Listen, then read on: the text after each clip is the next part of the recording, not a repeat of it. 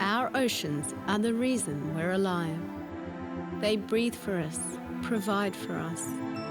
We have a rare blue planet floating in space, which has offered life to humans since we evolved. At first, I just wanted to see every marine species on the planet.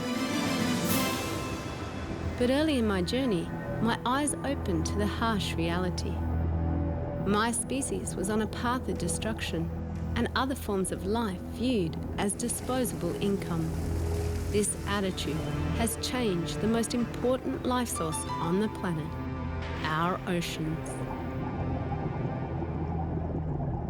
This is an ecosystem that's been around for a very long time, millions upon millions of years. And the fact is that it should disappear on our watch. It's not a fire drill, this is the real thing. Over time, we're removing cards. We've destroyed coral reefs, we've destroyed kelp forests and so on. And at some point, when we take that next card out, there's a real chance the whole thing will collapse.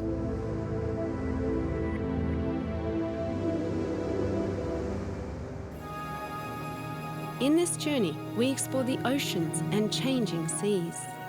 Through science, we explain dramatic changes and the demise of one of the world's largest ecosystems. I look to nature for inspiration.